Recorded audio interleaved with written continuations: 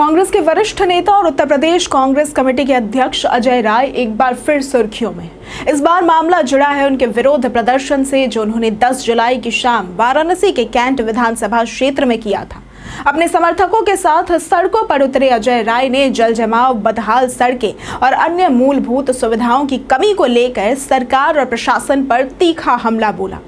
लेकिन अब इस प्रदर्शन का असर उल्टा पड़ता हुआ नजर आ रहा है, क्योंकि अजय राय सहित 30 से भी अधिक लोगों के खिलाफ वाराणसी पुलिस ने मुकदमा दर्ज कर लिया है। अजय राय का कहना था कि वाराणसी जो प्रधानमंत्री नरेंद्र मोदी का संसदीय क्षेत्र भी है, वहां के हालात दिन ब दिन बदतर होते जा रहे हैं। कैंट विधानसभा क्षेत्र में उन्होंने जल जमाव, अधूरी सड़कें, गंदगी और प्रशासन की लापरवाही को लेकर अपनी नाराजगी जाहिर की।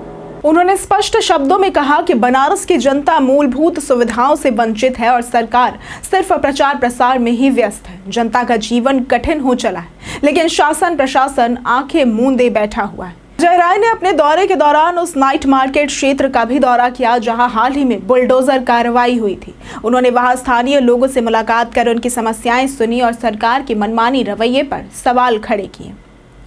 हालांकि इस शांतिपूर्ण विरोध प्रदर्शन का एक दूसरा पहलू भी सामने आया है। वाराणसी पुलिस के अनुसार इस प्रदर्शन के दौरान कांग्रेस नेताओं और कार्यकर्ताओं की भारी भीड़ सड़क पर उतर आई थी, जिससे शहर के कुछ हिस्सों में ट्रैफिक जाम की स्थिति उत्पन्न हो गई थी। आम जनता को काफी परेशानियों का सामना करना पड़ा और स्थिति कुछ समय के लिए अव्यवस्थित हो गई थी। इस आधार पर अजय राय समेत 10 नामजद और 30 से भी अधिक अज्ञात लोगों के खिलाफ वाराणसी के सिगरा थाने में आईपीसी की विभिन्न धाराओं के तहत मुकदमा दर्ज किया गया है। अब इस पूरे घटनाक्रम के बाद सियासी पारा तो और भी चढ़ता हुआ नजर आ रहा है। कांग्रेस ने इस मुकदमे को लोकतांत्रिक अधिकारों का हनन करार दिया है। पार्टी के नेताओं का कहना है कि जनता की आवाज उठाना अगर अपराध है तो कांग्रेस ये अपराध बार बार करेगी। अजय राय ने भी स्पष्ट शब्दों में कहा कि वे डरने वाले नहीं हैं और जनता के हक की लड़ाई लड़ते रहेंगे। उन्होंने ये भी कहा कि एक जनप्रतिनिधि होने के नाते अगर वे सड़कों पर उतरकर जनता की समस्याएं नहीं उठाएंगे तो फिर उनकी भूमिका का कोई मतलब नहीं बनता। उन्होंने वाराणसी प्रशासन पर आरोप लगाया कि वो सिर्फ तस्वीरों की चमक पर ध्यान दे रहा है, जबकि जमीनी सच्चाई कुछ और ही है। अजय राय के खिलाफ दर्ज ये मुकदमा एक बार फिर ये सवाल खड़ा करता है कि क्या जनहित के मुद्दों को उठाना और विरोध प्रदर्शन करना अब कानून के दायरे से बाहर हो गया है?